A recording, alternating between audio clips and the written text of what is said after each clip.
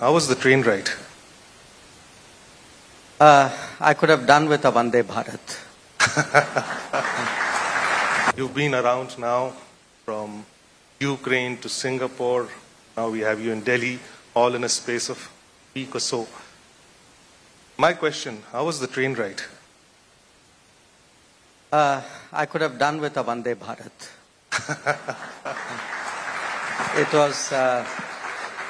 It was about 10 hours each way. And I think given the situation, obviously, you got what you got. But 10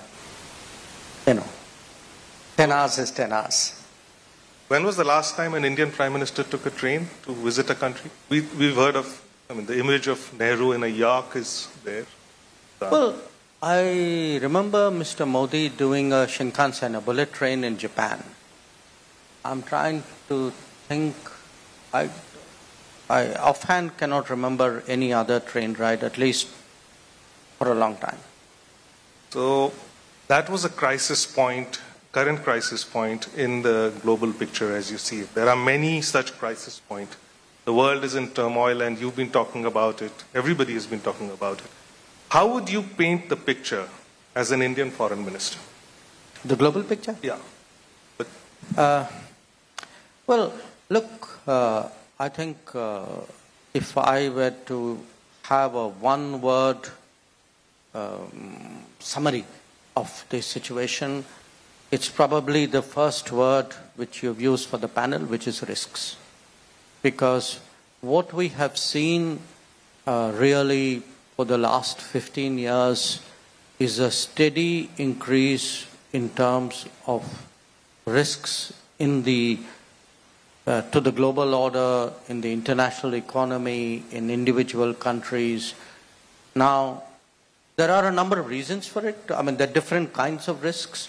You would say, okay, as climate change has accelerated, there's a set of risks out there.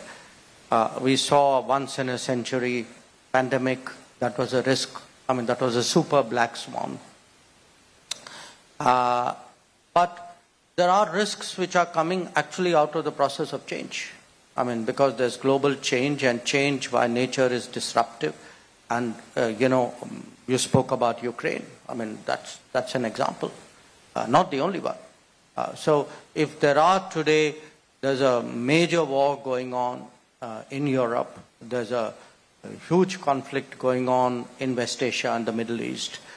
There are tensions around Asia. There's a revival of border territorial claims and border frictions. Those are actually, with each one of them, the risks mount. There are risks to supply chains today, not just Houthis in the Red Sea. It could be climate risks. There could be pandemic risks. There are technology risks. The idea that, there are borders and borders are some kind of hard line and problems can be stopped on that side of the border, I think those days are over.